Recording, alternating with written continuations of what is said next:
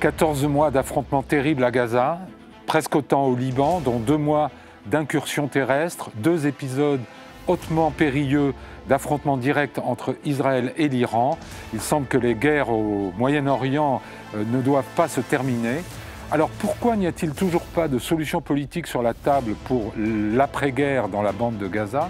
Que faut-il penser d'un accord de cessez-le-feu élaboré dans la perspective d'offrir un cadeau à Donald Trump à son arrivée à la Maison-Blanche?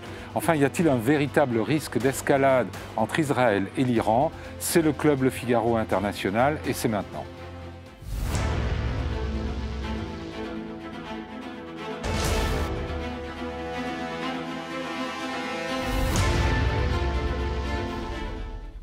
Bernard Ourcade, vous êtes géographe, directeur de recherche émérite au CNRS, spécialiste de l'Iran.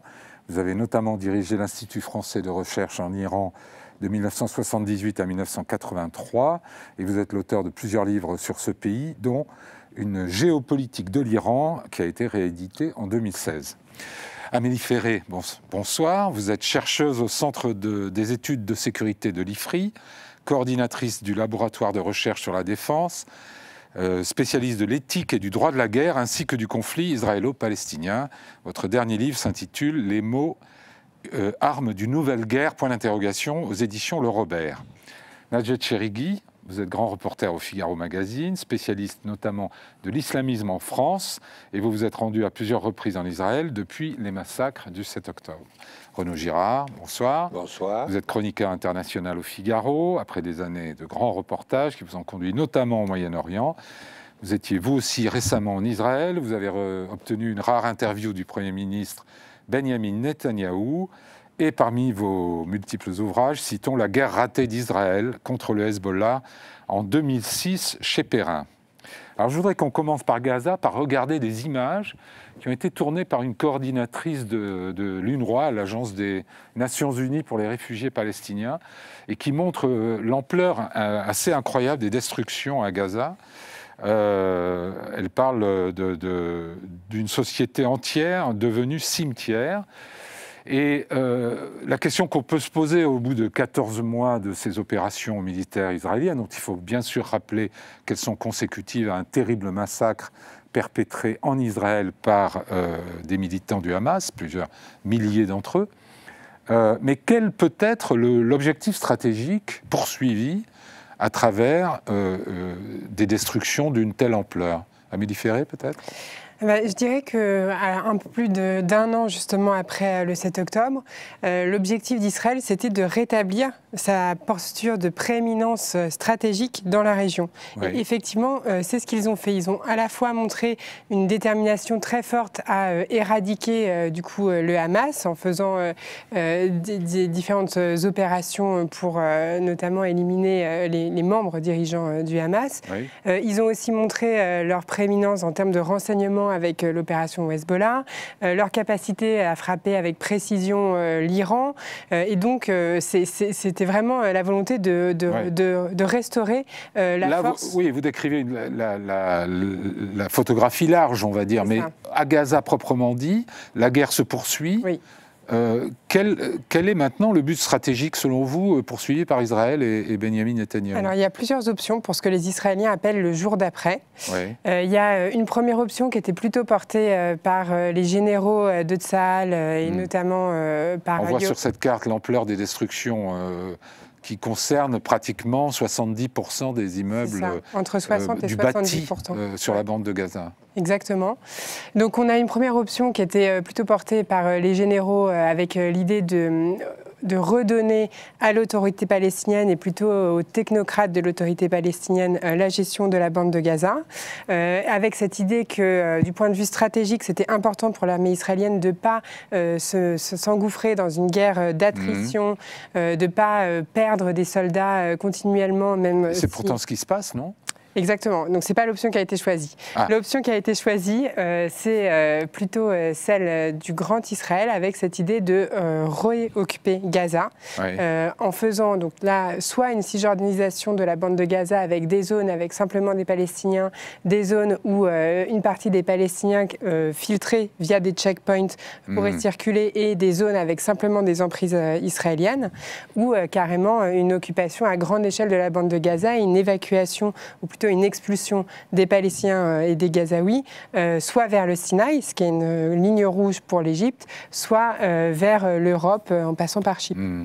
Nadjet Cherigui, dans la population israélienne, on se soucie de ce qui se passe, ou la rupture du 7 octobre a été telle, le traumatisme tellement profond, le choc tellement radical qu'on fait une croix sur Gaza, on peut tout détruire là-bas? Le 7 octobre a marqué profondément les esprits, la chair. Donc on peut dire qu'il y a une vraie rupture. On se soucie moins de ce qui se passe pour la population gazaoui que est-ce que pour ces images parviennent aux Israéliens, ou est-ce que c'est... là, ça vient via Twitter et via une source... Ils sont à 400 soldats de Tsahal tués, ils regardent plutôt ces chiffres-là. Les otages qui restent encore, s'ils sont encore vivants, une centaine, c'est pas le sujet. Pour les Israéliens, en tout cas ceux que j'ai rencontrés, le choc leur a fait prendre conscience de vraiment d'une réelle menace existentielle pour le pays. Donc là, on fait front. Même chez les plus modérés, même chez ces gens des kibboutz qui étaient pour la paix, qui sont pas... j'ai pas entendu de propos haineux, c'est pas le sujet, mais plutôt une colère froide et tous ensemble contre l'ennemi qui veut nous éradiquer. Est-ce que Gaza est vraiment une menace existentielle pour Israël? C'est une question aussi qu'on peut poser. Bernard Hurkhan. Une menace existentielle, non, mais ce qui s'y passe est exceptionnel. On n'a jamais vu à cette échelle-là une destruction physique totale d'un territoire urbain de 2 millions d'habitants jusqu'à... C'est pas tellement les morts, à la limite, que les... Les morts, on en est à presque 44 000, mais dont, mais Israël dit sur ce nombre environ 17 000 terroristes. Absolument. Ce qui veut dire 27 000 civils. Mais dans tous les cas, je dirais presque pire, si on peut dire des choses comme cela. Les cimetières sont éventrés, les canalisations d'eau sont coupées, les routes sont coupées, toutes les infrastructures pour faire une ville, pour faire une société sont éradiquées. Donc c'est inhabitable, totalement inhabitable. Et je reprendrai ce que vous avez dit à la fin comme dernière hypothèse, qu'effectivement, l'hypothèse qui prévaut aujourd'hui, c'est que, il n'y a pas de but de guerre, ce qui a justifié le départ des militaires qui disent la guerre est terminée, pour nous, militaires, mais c'est une vision des plus radicaux en Israël qui vise effectivement à l'élimination des Palestiniens. Alors ça s'est passé en 1947. Vous parlez de quoi? De nettoyage ethnique? Nettoyage ethnique, oui. D'autres disent génocide, peu importe. En même temps, ils sont coincés là, les Palestiniens, ils ne peuvent pas aller en Égypte. Ils ne vont pas venir à Paris. C'est une hypothèse des Israéliens, les envoyer par la Chypre en Europe. Je vois mal arriver 2 millions de Gazaouis à Paris demain matin. C'est utopique. Donc c'est l'élimination physique. Comment? En tuant systématiquement. Certains, on n'ose pas parler de ça, mais il y a une question que personne n'a résolue. On ne sait pas ce que veut Netanyahou. Physiquement, le but de guerre n'est pas clair. Parce qu'occuper Gaza, éliminer les Palestiniens, ça ne veut rien dire. Et je reprendrai ce que vous avez dit tout à l'heure sur le fait qu'effectivement, en Israël, il y a très peu de débats. Les amis que j'ai israéliens avec qui je discute depuis des années sur ces questions-là, ils étaient pour 2 États, pour trouver des choses avec les Palestiniens. Aujourd'hui, le débat est impossible. Ils ne parlent pas de ça, ce n'est pas l'ordre du jour, je verrai bien, ils sont KO debout. Et il y a incapacité en Israël, qui est une société démocratique qui avant avait beaucoup de débats, de trouver quelques éléments qui pourraient relancer la machine. C'est pour ça que certains disent, finalement, Israël a été créé, on reprend les propos du président Macron, par l'ONU à une époque, de facto. Et donc c'est au niveau des organisations internationales aujourd'hui qu'on peut reprendre le débat, parce que tant du côté palestinien divisé comme ils sont, et israélien KO debout comme ils sont, on ne pourra pas trouver une solution de ce côté-là. Il faut peut-être demander à l'extérieur, sans demander à la Chine, à l'Iran ou à l'Arabie Saoudite de prendre des initiatives. Mais alors Renaud Girard, vous avez rencontré Benjamin Netanyahou. Est-ce que vous avez compris quels étaient ses buts stratégiques à Gaza? Alors, ces buts stratégiques à Gaza, c'est très simple. C'est que le Hamas n'existe plus comme force militaire, mais aussi comme force politique.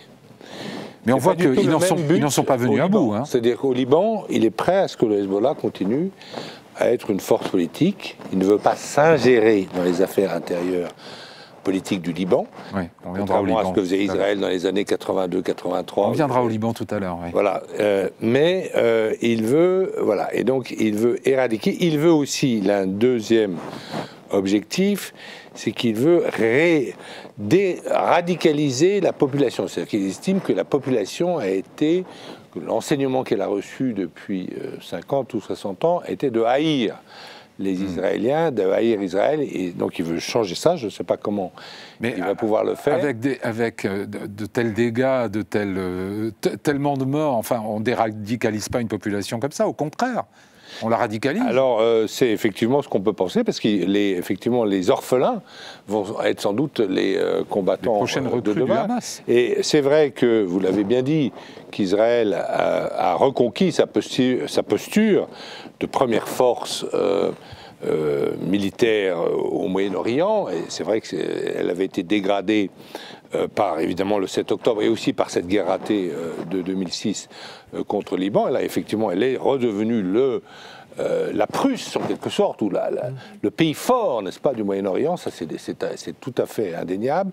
Mais en revanche, je pense qu'Israël a perdu internationalement, mondialement, parce que Israël était un pays autrefois qui avait quand même un grand prestige, et même avec les accords d'Abraham, vous voyez, on avait souligné l'intégration d'Israël dans son environnement arabe et musulman, arabo-musulman. Et là, quand même, dans les jeunesses occidentales, j'entends dire que Israël est un pays génocidaire.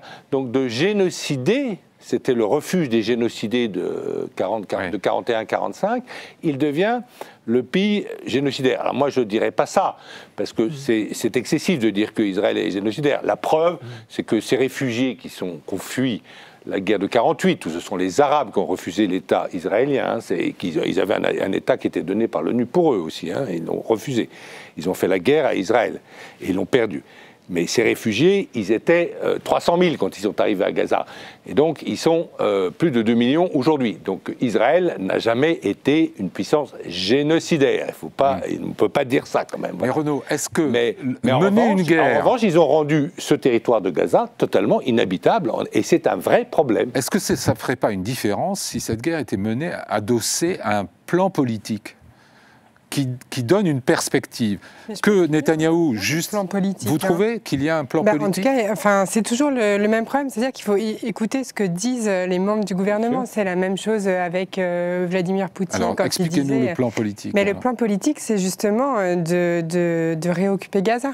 Et de faire le Grand Israël. Et de la même manière... y compris de renvoyer les colons dans le Gush Katif. Là, on a vu qu'ils étaient prêts dans les starting blocks pour y retourner. Il y avait un article récemment dans le Figaro. Tout à fait. Et c'est l'agenda, en fait, de ce gouvernement. Le ministre de ce gouvernement, parce que Netanyahou, il n'est pas favorable à ça. Il n'est pas une aide des pays arabes pour avoir une sorte de gouvernorat des pays arabes modérés, Arabie Saoudite, etc., Émirats, etc., pour mettre quelqu'un du genre de Mohamed Darlan, qui est un Gazaoui qui autrefois a dirigé la police de Gaza, mais il y a 20 ans, et d'avoir une sorte d'État modéré, enfin d'État ou d'une autonomie, c'est pas un État, il n'y aurait bien sûr pas d'armée, mais avec une sorte de couvercle arabes, des pays arabes modérés qui ont des relations diplomatiques avec Israël. Netanyahou ne m'a pas dit qu'il voulait, mais en revanche, vous avez 2 membres de ce gouvernement qui veulent chasser les Palestiniens et faire de... La conversation montre bien que ça n'est pas si clair que vous le dites. C'est-à-dire que ça n'est pas une position officielle présentée par le Premier ministre adopté par son gouvernement, voire son Parlement, soutenu par ses alliés américains et occidentaux. On n'en est pas là. Bernard Hourcade. Pardon. D'ailleurs, plus de voix s'élèvent pour cette option-là, des pays arabes en coalition pour gérer ce territoire, adossés à une autorité palestinienne qui pour l'instant est affaiblie en raison de ses propres dérives. Est-ce que les pays arabes se bousculeraient pour aller gérer Gaza On a vu que jusqu'à maintenant, il y a eu un silence. Personne n'ose mettre les pieds dans une telle affaire. Personne ne le contrôle. Aucune grande puissance et localement. Donc, on peut penser effectivement, dans le futur, à ce que les pays arabes, qui doivent quand même prendre leurs responsabilités dans cette affaire-là, fassent quelque chose. Mais ce que je vois surtout, c'est, on en parlait tout à l'heure, vous le disiez, le nombre, les orphelins de la guerre, ça fait des millions de terroristes, entre guillemets, ou de militants, de résistants dans l'avenir. Et donc, même si, dans l'idéal, l'Arabie Saoudite, Bahreïn, etc., faisait une espèce de bantoustan palestinien très sympathique pour Israël, il y aura dans la société des Palestiniens et dans le monde arabe, la rue arabe dont on parle, qui pourrait se réveiller. On a vu les printemps arabes il y a 15 ans, c'était une utopie, mais ça existe encore. Et donc, de voir le peuple palestinien qui, pour des raisons multiples et bien connues, martyrisé de cette façon-là, ça ne fait que susciter un scandale. On le voit en France, où les gens qui ne connaissent absolument pas les questions palestiniennes, dans les universités ou ailleurs, se révoltaient contre l'injustice de cela. Et donc, c'est fascinant, c'est que moi, j'ai vu Netanyahou 2 fois, en juin et en octobre, en tête-à-tête, et j'ai bien compris ce dont il ne voulait pas. Mais je n'ai pas compris ce qu'il voulait. Pour répondre à la question de Philippe, à moyen et à long terme, comment il voyait l'avenir, et je ne suis pas sûr, j'ai beaucoup réfléchi, j'ai réfléchi avant de venir à cette émission, je ne suis pas sûr qu'il le sache lui-même. Je pense qu'il sait ce dont il ne veut pas. Il ne veut pas d'un État palestinien, c'est non. Parce que s'il y a un État palestinien entre la mer et la rivière, il considère que Balfour a donné au moins cette partie de la Palestine, même il pense que peut-être la Transjordanie, mais en tout cas au moins ça c'est pour le peuple juif, très bien. Et donc il ne veut certainement pas un État palestinien au cœur de l'implantation sioniste. Ça, il n'en veut pas. Il ne veut pas laisser le contrôle du corridor de Philadelphie, c'est-à-dire la frontière avec l'Égypte, ça c'est sûr. Et il ne veut pas risquer qu'il y ait un 7 octobre qui puisse venir du nord du Liban. Ça, il le sait. Maintenant, comment il voit l'avenir ? Je pense qu'il dit, on s'adaptera. Je ne pense pas, parce qu'il me l'aurait dit, et je ne l'ai pas senti, si vous voulez.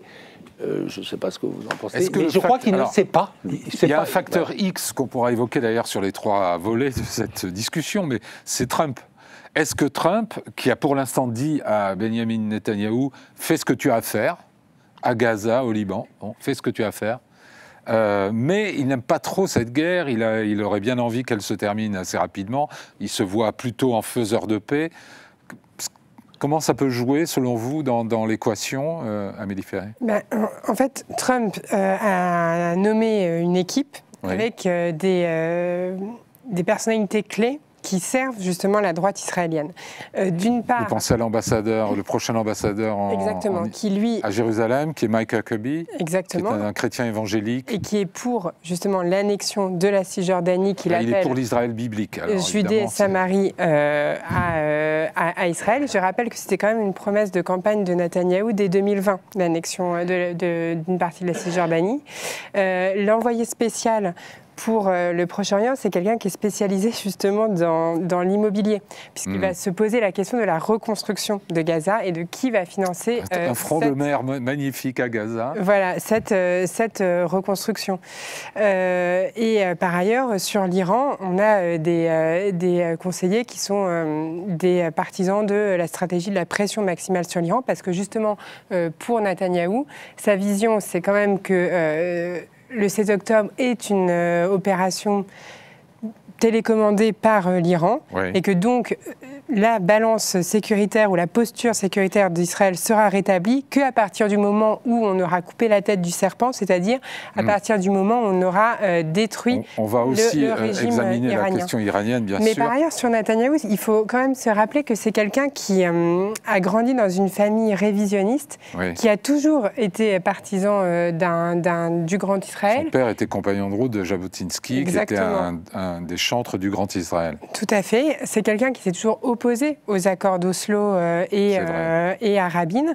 Et donc, ça veut dire qu'il met en place son grand dessein de toujours, selon vous Moi, je sais l'occasion a fait le... Toujours, mais je pense qu'on le présente souvent comme quelqu'un de pragmatique, voire d'opportuniste, qui ne pense qu'à sa survie politique. Et je pense que c'est minorer le rôle de l'idéologie dans, dans sa vision politique. Il faut expliquer quand même ce que c'est que le révisionniste aux téléspectateurs. Rapidement. Voilà, il faut réviser les frontières de la Palestine mandataire, qui ont été fixées par la conférence de San Remo, c'est-à-dire qui ont amputé de la Palestine dont parlait Balfour dans sa déclaration de 1917, d'amputer de la Transjordanie qui avait entre-temps été donnée au fils du shérif de la Mecque. Voilà. Donc la Jordanie actuelle. C'est révisé pour agrandir Israël, voilà. Oui, c'est un peu utopique. Je suis d'accord avec la politique de Netanyahou que vous avez décrite, mais c'est qu'il est en train de faire concrètement des choses qui sont irréversibles et qui suscitent, qui ne peuvent que se retourner contre Israël. Certains en Israël disent Israël est en danger non pas par l'attaque palestinienne, mais par les divisions à l'intérieur, la politique créée par Netanyahou. Le nombre, je voyais ce matin, avant de venir à cette émission, le nombre d'Israéliens qui envisageaient de quitter le territoire. C'est 26%. Ceci fait par une institution proche du Mossad, l'Institut de recherche stratégique israélien. Qui envisage de quitter Israël, le pays. Israël. 70%. À cause de cette guerre permanente. Ils disent, on dit le nombre d'alias, je crois, il y a 1700 Français qui sont allés en Israël, je crois, l'an dernier, et le nombre d'Israéliens qui veulent retourner en France est secret d'État. Et donc, il y a un vrai problème de fond sur l'existence même d'Israël. Et le problème, c'est que Netanyahou, qui a un rêve du grand Israël, pourquoi pas, mais il est en train de faire, peut-être, de creuser sa tombe. Et la sienne encore, peu importe, mais il y a quand même des Israéliens qui sont victimes, ils n'ont pas envie d'aller tomber dans la tombe creusée par Netanyahou. Et là, il y a un vrai problème. On rencontre beaucoup des Israéliens qui ne supportent plus cet état de guerre permanent, Najat Charigui. Fatigué, oui, mais au point de, quand même. Voilà, au point de quitter le pays, non, je n'en ai pas. Le sondage de ce matin. Mais, les sondages, surtout faits par le Mossad, il faut leur faire confiance. Je parle de ce que j'ai vu sur le terrain. En revanche, la question qu'il faut se poser, à mon sens, c'est l'état de guerre. Pourquoi cette haine en face? Le Hamas a mis une génération, puisque je me souviens que quand le Hamas est arrivé au pouvoir en 2006, j'y étais et Jamila Shanti, la députée du Hamas, m'avait fait visiter toutes les écoles du Hamas, les centres de formation, la société gazaouie complètement une activité au sein de la communauté très grande du Hamas. Et effectivement, 18 ans après, ce qui s'est passé le 7 octobre, les terroristes qui sont passés de l'autre côté et ont commis les massacres avaient été assez jeunes. J'ai vraiment pensé à ça, c'est cette génération-là façonnée de haine et de fantasmes absolus. J'entendais déjà des choses terribles à l'époque. Vous dites, Netanyahou a raison quand il pointe du doigt l'éducation. L'éducation donnée aux enfants palestiniens dans les écoles, et pas seulement celle du Hamas, à l'entendre. Je pense qu'il passe aussi à côté du problème en même temps, parce qu'il faut s'en emparer et le régler. Lui et tous les autres, parce que j'entends, ce qui me frappe, c'est l'unanimité autour du sujet des Gazaouis. Effectivement, on est tous prompts à les soutenir, les supporter, etc. Mais au final, personne n'en veut. On entend les pays arabes qui supportent la cause palestinienne, mais personne n'en veut. L'Europe n'en veut pas. Alors, voilà, comment... Moi, j'ai du mal à comprendre cet argument, parce que, en fait, c'est quand même des gens qui vivent sur un territoire. Donc, on ne peut pas juste les bouger en disant personne n'en veut, comme si...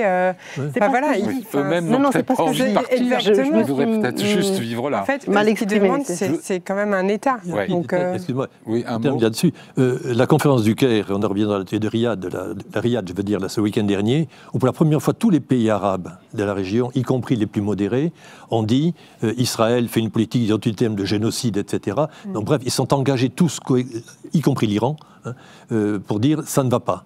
Première fois, ils sont montés un peu en grade. Avant, ils disaient pas grand-chose. Cette fois-ci, ils l'ont dit. Mais ils n'ont pas, ils sont pas allés jusqu'à remettre en question leurs accords avec Israël.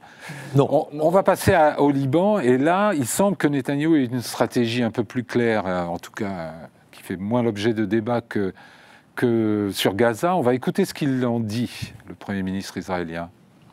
אנחנו מדברים כרגע על משא ומתן אפשרי להסדרה. האמריקנים מובילים את זה. אני אומר, זה מתבצע רק תחת אש. הוא מתבצע עם הרבה מאוד אש. אנחנו דורשים את הרחקת החיזבאללה מעבר לליטני. אנחנו דורשים, אנחנו דורשים דרישות נוספות שלא אפרט כאן, אבל הדבר החשוב ביותר, זה לא הנייר. גם אם יהיה נייר. הנייר, כבודו מונח במקומו, אבל אנחנו נידרש, על מנת להבטיח את הביטחון בצפון, בעצם פעולה שיטתית, לא רק נגד תקיפות של חיזבאללה, שיכולות לבוא, אלא גם אם תהיה הפסקת אש, אף אחד לא אומר שהיא תחזיק מעמד. אז זה לא רק התגובה שלנו, תגובה מונעת, תגובה בעקבות תקיפה, זה גם היכולת למנוע התעצמות של חיזבאללה. Bon, pour résumer, nettoyer la présence du Hezbollah jusqu'à la rivière Litani, en 30-40 km au nord de la frontière, qui est actuellement une zone évacuée de ses habitants, comme d'ailleurs au sud de la frontière israélienne, Israël a dû aussi évacuer ses civils. L'armée libanaise sous contrôle international occupant cette zone, et Israël se réservant le droit d'aller faire la police militaire, entre guillemets, y compris de manière préventive. Ça peut fonctionner, selon vous, Renaud Girard, ce plan? Alors ça fonctionnera mieux, sans doute, que ce que les options qui avaient été prises par les gouvernements israéliens précédents, qui, à partir de 1978, si je me souviens bien, avaient occupé cette zone vers le Litani. Ils avaient monté une sorte d'armée chrétienne, il y avait une sorte d'alliance avec les chrétiens, ça s'appelait le général Lad, voilà, ça s'appelait l'armée du Liban Sud. Mais en 2000, Ehud Barak a décidé de se retirer entièrement de cette zone, donc de la frontière israélienne jusqu'au Litani, parce que c'était trop cher en termes de guérilla, en termes de soldats perdus, etc., et qui voulait aussi montrer de la bonne volonté à l'égard de la communauté internationale. C'est au même moment où Ehud Barak proposait aux Palestiniens une solution de paix, un État qu'ils n'ont pas accepté, parce qu'il faut quand même rappeler que les Palestiniens n'ont pas accepté donc, les six plans qui leur ont été proposés dans l'histoire. L'option évoquée donc a déjà été essayée, c'est ce que vous nous dites. L'option évoquée, l'option évoquée est nouvelle, c'est-à-dire qu'il ne va pas y avoir d'occupation au sens un pays occupé, c'est-à-dire par peur de la guérilla, parce que les soldats du Hezbollah sont très bons, mais une sorte de commando qui pourrait intervenir à la demande, s'ils ont un renseignement, par exemple, s'ils ont un renseignement qui a des caches d'armes qui se reconstituent, eh bien, ils interviendront. Parce ils ont découvert, lors de leur dernière opération, ils m'ont en Israël montré les films, mais des tunnels et des caisses... Notre correspondant y est allé, d'ailleurs, dans ces villages. Des caisses d'armement absolument incroyables. Guillaume de Dieuleveux y est allé aussi. C'est un armement et des tunnels estampillés Iran ou pas? Pardon? Les caisses d'armement estampillées Iran ou pas? Estampillées Russes, si. C'était du dernier cri, c'était vous savez, l'équivalent des javelines, mais russes, qui étaient du dernier cri. Certains n'étaient même pas retirés de leur caisse, si vous voulez. C'est intéressant parce que dans le plan de Netanyahou pour le Liban, il y a un rôle pour la Russie, qui serait associé au reste de la communauté internationale, à la fois comme garant de cet accord de cessez-le-feu, mais aussi pour s'assurer que le Hezbollah ne s'approvisionne plus via la Syrie. Ça serait la Russie qui serait chargée de vérifier ça. Ou via l'Iran. Ça vous paraît crédible, Bernard Horkheimer ? La Russie ou la Chine, les grands parrains qui sont un peu extérieurs, et les États-Unis. Enfin, la Russie est présente en Syrie. En Syrie. Donc, ces grands parrains importants qui sont pas blanc-bleu, qu'à voir la Russie en Ukraine, ils ont un rôle à jouer. Lequel ? Pour eux, c'est pas stratégique, la Palestine. La Russie peut vivre sans la Palestine ou sans Israël, c'est pas le problème. Mais ça peut jouer. Donc, c'est marginal, cela. Cela dit, ces grands pays, comme on l'a vu pour l'accord sur le nucléaire iranien en 2015, peuvent jouer un rôle, ne serait-ce que par une passivité sympathique. Oui. Donc, ce ne sont pas des acteurs majeurs, on n'est plus la guerre froide, mais le soutien de la Chine, le soutien du Brésil, le soutien de grands pays de l'Inde, de la Russie, peuvent être des éléments, le petit gramme qui fait que ça bascule d'un côté ou de l'autre. Ça sera utile. Mais ne pas focaliser sur l'ogre soviétique ou l'ogre russe qui va manger le Moyen-Orient. Ce n'est plus du tout à l'ordre du jour, ce genre de choses. Nadjet Cherigui, est-ce qu'il y a la sensation d'une perte de puissance côté israélien, puisqu'on voit la démonstration de force qui a été faite au Liban a été particulièrement spectaculaire, avec ces beepers et ces talkie-walkie qui ont pratiquement décimé tout l'état-major du Hezbollah. Et malgré ça, les combats continuent. Il y a des attaques de drones encore aujourd'hui contre des sites militaires à Tel Aviv, jusqu'à Tel Aviv. Et la frontière, la population, les 60 000 ou 80 000 Israéliens qui vivent le long de la frontière du Liban n'ont pas pu regagner leur domicile. Donc ça, c'est quelque chose qui pèse sur la société israélienne. Oui, c'est un vrai trauma pour les Israéliens, ces 60 000 exilés qui errent. Qui n'ont pas pu retourner chez eux. Pour les Israéliens, c'est un vrai échec.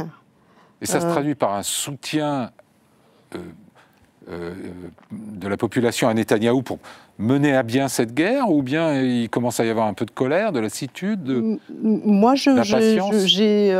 Alors, je vais pas mentir, j'ai entendu certains soutiens à Netanyahou, mais aussi et surtout beaucoup de critiques à l'endroit du Premier ministre. En raison de cet échec au nord, ces gens qui depuis plus d'1 an vivent en exilé. La question des otages aussi qui n'est toujours pas réglée. Oui, bien sûr, elle pèse sur le gouvernement de Netanyahou. Vous vouliez dire un mot? Oui, je crois que sur le Hezbollah, il faut bien voir qu'il a été très affaibli par les attaques israéliennes, mais qu'il n'a pas joué un rôle majeur dans la crise palestinienne de Gaza. Pendant très longtemps, le Hezbollah a envoyé 2-3 roquettes, comme d'habitude, sur Israël, en voulant éviter que ça aille trop loin, en disant j'envoie quelques roquettes, mais sachez que j'ai des dizaines de milliers de missiles autrement plus efficaces, ne m'obligez pas à les utiliser. Mais aujourd'hui, Israël prétend en avoir détruit, ou espère en avoir détruit 80%, peu importe les chiffres, de ces 1500 missiles. C'est missiles. important, le Hezbollah est affaibli, pas tellement sur le plan militaire, parce qu'un groupe de combattants peut très bien lancer des missiles tout seul, en quelque sorte. Apparemment, il lance surtout des drones en ce moment. Oui, des drones, c'est-à-dire c'est pas un combat massif. Ce qui est important, c'est que tous les cadres du Hezbollah ont été tués ou blessés gravement. Et donc cette désorganisation pose problème. Parce que le Hezbollah, quoi qu'on en dise, n'est pas téléguidé uniquement par l'Iran qui décide de tout. Et justement, s'il y a eu un détachement de l'Iran du Hezbollah et de beaucoup de leurs proxys depuis quelques années, c'est parce que tous ces alliés de l'Iran avaient un agenda local. Le Hezbollah a largement un agenda libanais. Ils apprécient l'aide de l'Iran. C'est une force politique importante au Liban. Au Liban. Et donc, ce qui est important aujourd'hui, c'est de savoir comment le Hezbollah, qui, comme vous le disiez pour le Hamas, a une infrastructure sociale, d'hôpitaux, d'écoles, c'est très important, c'est un État dans l'État, mais un vrai État, même meilleur que l'État libanais, plus efficace parce qu'il y a plus d'argent venant de l'Iran, comment cet État dans l'État va pouvoir se restructurer, sachant qu'il y a une centaine de milliers d'Israéliens qui ont dû quitter le nord de l'Israël, mais il y a 1 million de Libanais qui ont dû quitter leur maison. Et donc, comment, dans cette situation, avec les Liban tel qu'on le connaît, on peut restructurer les choses. Et c'est une grande question sur la restructuration du Hezbollah, qui, quoi que l'on dise, structurait la société, en bien et en mal, mais il tenait les choses en main. Mais le simple fait qu'il y ait une perspective de solution possible au Liban, est-ce que ça ne souligne pas, Amélie Ferré, le fait justement que la différence avec Gaza, c'est que là, il y a un État. Et que, du coup, c'est un interlocuteur.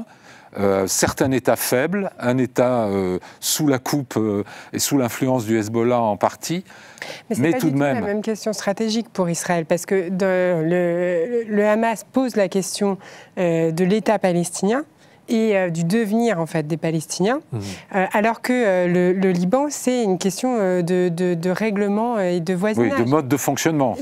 L'avenir du Liban n'est pas posé sur la table. Exactement.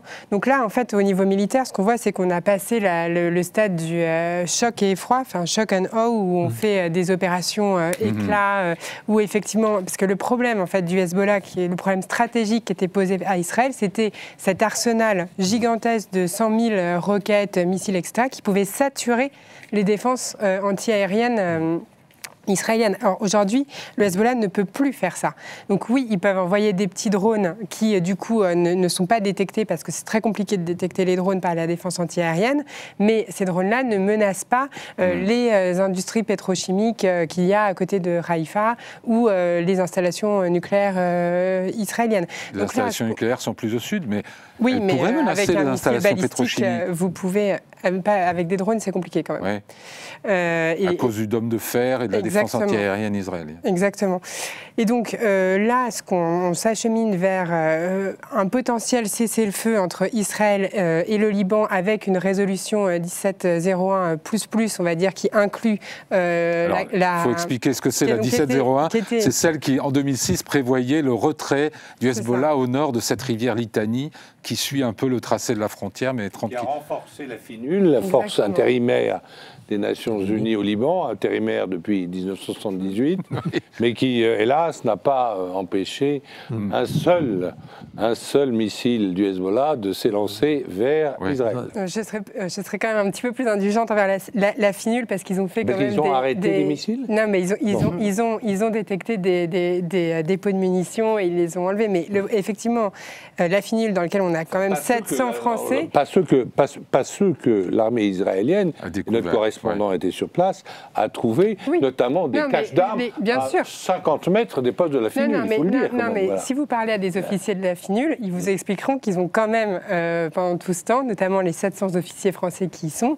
ils ont fait un travail formidable, certainement. Non, je ne dirais pas un travail formidable, mais ils ont fait un travail, mais cela dit, c'est vrai que la FINUL a été incapable d'assurer que le Hezbollah ne soit pas présent dans cette partie. Donc là, l'idée, ce serait que Israël, en fait, fasse le travail de la FINUL dans cette négociation et puisse faire des incursions pour s'assurer. C'est difficile à accepter pour un État souverain, même faible. Mais ça dépend, parce qu'en fait, le Hezbollah il est critiqué par une partie de l'élite politique libanaise, mais aussi par une partie de la bourgeoisie chiite, qui en fait en a marre d'être... Est-ce qu'il y a un désir de cesser le feu du côté du Hezbollah, comme d'ailleurs on aurait pu l'évoquer côté Hamas? Il y a une chose différente, c'est que le Hezbollah, je disais tout à l'heure le contraire, mais je veux dire par là que c'est pas l'Iran qui dirige tout. C'est-à-dire le Hezbollah était un outil de l'Iran contre Israël, les États-Unis, les Occidentaux.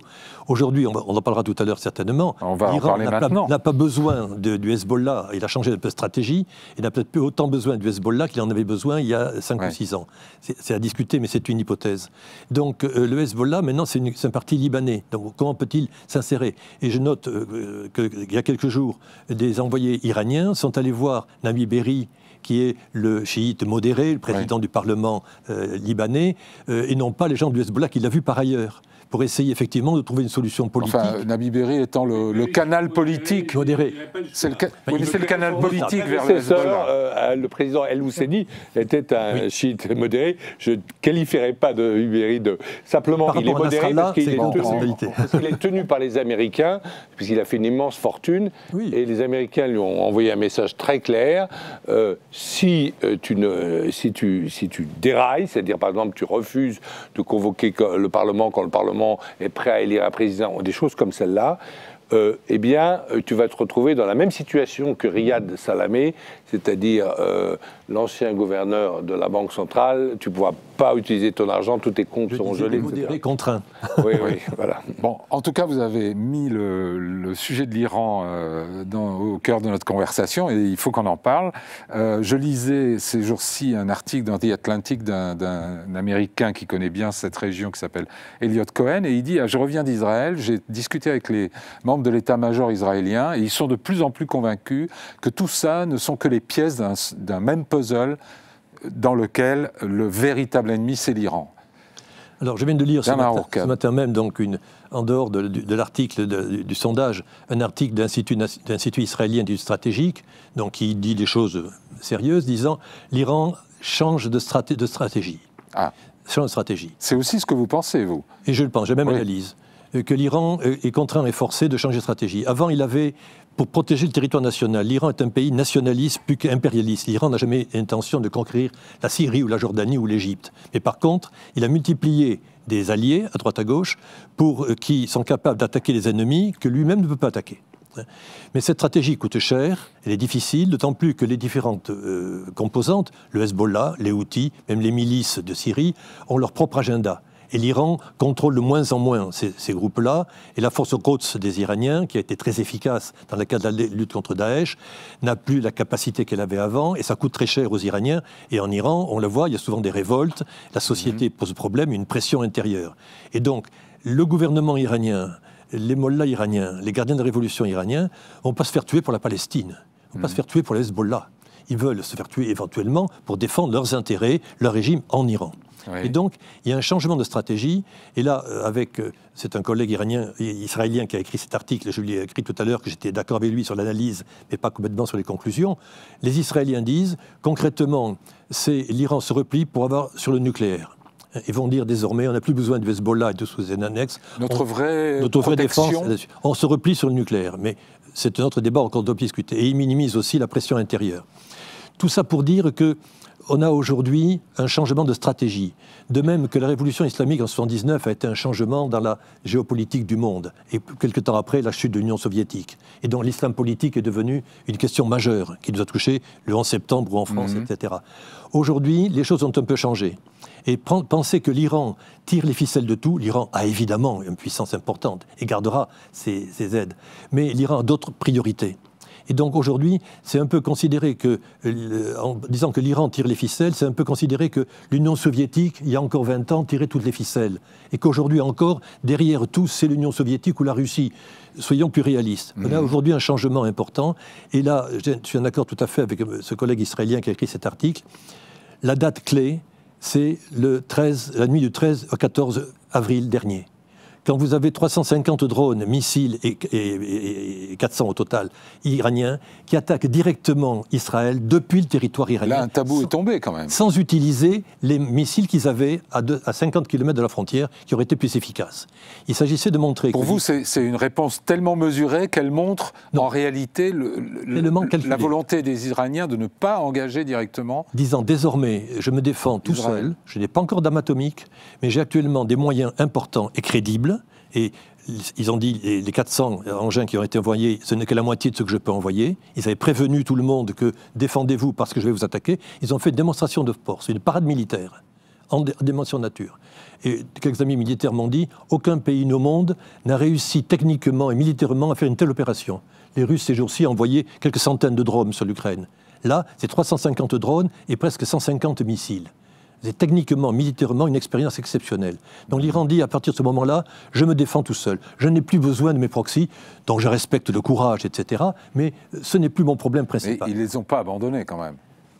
Pas abandonnés, mais la distance est prise. Oui. Quand vous avez... Et ils le savent au Hezbollah, au Hamas, au Girard. Je partage l'analyse très fine de Bernard Hourcade. Mais malheureusement, je crois que, c'est ce que j'ai ressenti en parlant avec Netanyahou, c'est que lui, la direction israélienne, les généraux dont vous avez parlé, pas les analystes, les généraux, ils ont une vision plus manichéenne, effectivement, et ils voient comme dans un grand jeu vidéo, si vous voulez, ils voient l'Iran manipuler tout, manipuler les proxys. Ce qui a été vrai. Ce qui a été vrai, mais je pense que c'est effectivement un peu plus subtil, qu'il faut affiner, mais il n'y a pas ça aujourd'hui dans le gouvernement israélien. Et il y a même une autre. Mais c'est quoi? C'est dommage, c'est dangereux quand on a... C'est une erreur de perspective de leur part? C'est une erreur de perspective. Ou de la nôtre? Mais en fait, pour Israël, le problème, c'est que pour Israël, c'est inacceptable d'avoir un Iran potentiellement nucléaire. Oui, pourquoi? Parce que ça change tout le rapport de force dans la région. Puisque aujourd'hui, Israël est un État nucléaire, même si ils ont une stratégie d'ambiguïté. Et si vous avez un Iran nucléaire, ça veut dire que vous pouvez, dans 10, 20 ans, 50 ans, changer et avoir des pays avec lesquels Israël a une paix froide, comme l'Égypte, la Jordanie, qui tout d'un coup s'allient à l'Iran pour attaquer Israël. Et c'est ça que Israël ne peut pas accepter. Et donc, pour Israël, là, on a une fenêtre d'opportunité qui est extrêmement forte et favorable politiquement, notamment avec l'élection de Donald Trump, pour aller cibler le programme nucléaire iranien. On verra le facteur Trump tout à l'heure. Sachant que l'Iran pourrait tout à fait dire, eh bien, puisque c'est ainsi, nous allons passer le seuil nucléaire et donc nous allons sanctuariser notre territoire, puisque là, on rentre dans une dynamique nucléaire. Juste un mot, pardon, mais il est tout à fait certain qu'un mouvement israélien sur les installations de Natanz, nucléaire et autres, provoquerait dans l'Iran, alors la volonté ouverte et publique de se doter de l'arme nucléaire. Ça, c'est tout à fait certain. Le problème aussi dans le gouvernement israélien, c'est qu'il y a un aspect un peu messianique de penser qu'ils défendent la civilisation. Netanyahou, il m'a dit, je vous défends, vous, Renaud Girard, parce que vous n'êtes pas capable de vous défendre vous-même. Et c'est vrai, que quand on a été attaqué au Bataclan, notre seule réponse, c'était d'allumer des bougies et de dire, vous n'aurez pas ma haine. Bon, c'était pour les Israéliens. Il y a quand même aussi la guerre contre Daesh. On a fait la guerre contre Daesh. En Irak et en Syrie, quand même. Et la destruction de Mossoul. Mais si la civilisation israélienne, c'est Gaza, Israël est en train de perdre sa face d'un État démocratique, sympathique, ouvert et généreux, en faisant ce qui se passe à Gaza. Et la prétention, effectivement, la prétention d'Israël à assurer la défense de la civilisation occidentale bute sur les images que vous avez montrées en début d'émission. C'est un vrai problème. Najat Chirigui, pour les Israéliens, l'Iran, ça reste la grande menace, la grande peur? Absolument. On cite l'Iran, quoi. Derrière tout ça, c'est la faute de l'Iran. L'Iran, c'est leur grand Satan, absolument. C'est comme Israël et l'Amérique est le grand Satan de l'Iran. Israël est le petit Satan. Les mollahs, entre autres, jurent la destruction d'Israël, sont obsessionnels. C'est vrai qu'il y a une rhétorique en Iran qui ne plaide pas en faveur de la modération. Regardez les choses. L'Iran, ce n'est plus l'Iran des mollahs. C'est l'Iran de la gardienne de la Révolution. C'est l'Iran des nouvelles générations. On n'est plus... Il y a 50 ans. Ils sont mieux, les gardiens de la Révolution. Au moins, les mollahs ont c'est pas une question de bien ou mal. C'est le même ADN. C'est pas le même ADN. Les gardiens de la Révolution ont fait une guerre nationale. C'est la première fois que l'armée du Shah et les gardiens de la Révolution ont défendu le territoire national contre l'agression irakienne. Ils sont nationalistes aussi, tout en étant de bons musulmans, défendant la République islamique, qu'ils contrôlent économiquement, politiquement, etc.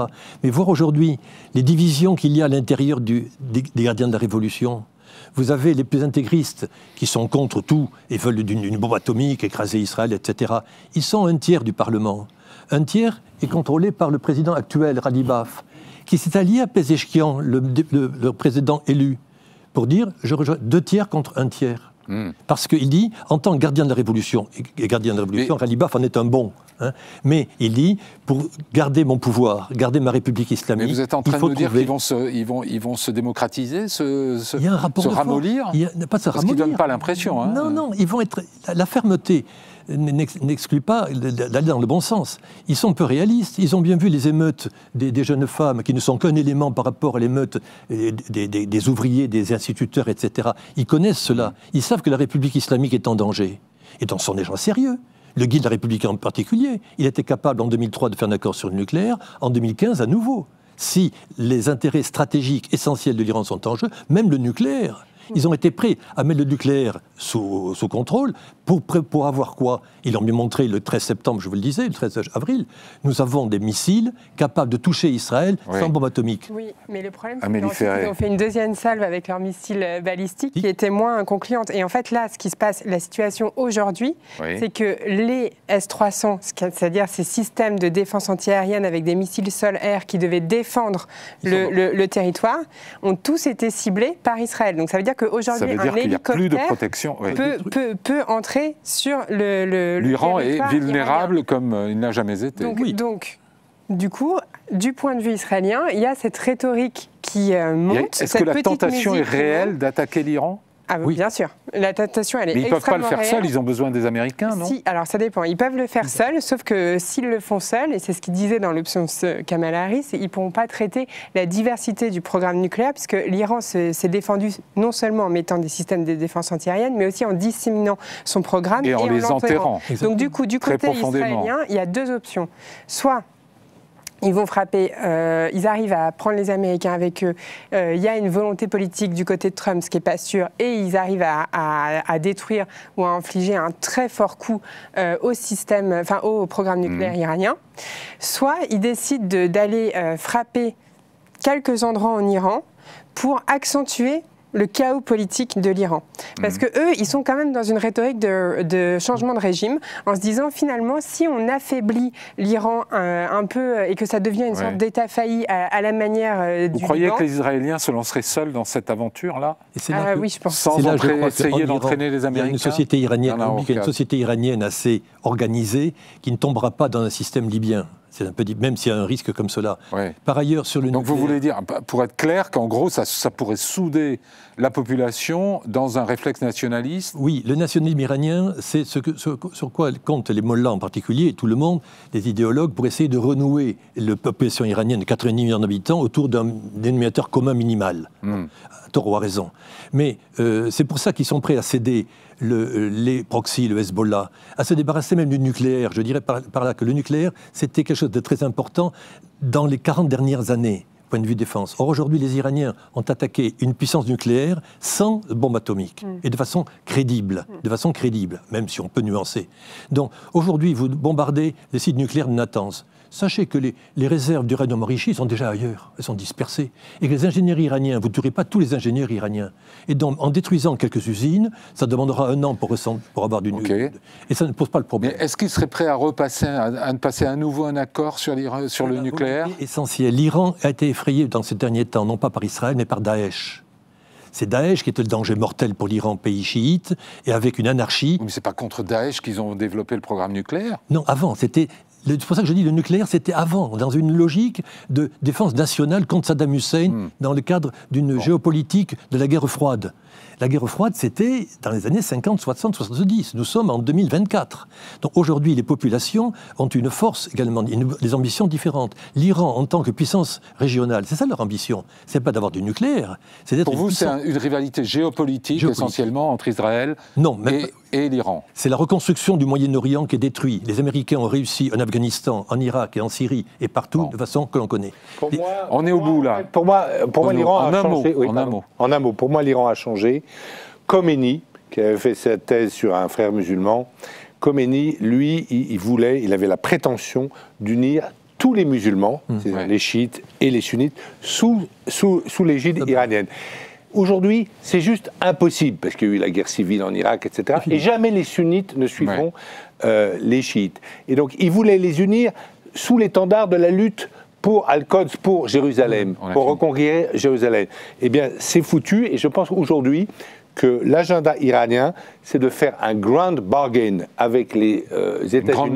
Une grande négociation, et c'est ce qu'a compris, à mon avis, Elon Musk. C'est pour ça qu'il est allé voir. On a presque fini sur Donald Trump, mais c'est Elon Musk. Merci beaucoup à tous les quatre de vos analyses sur ces sujets complexes. Merci à vous de nous avoir suivis. Je vous donne rendez-vous la semaine prochaine. Très bonne semaine à tous.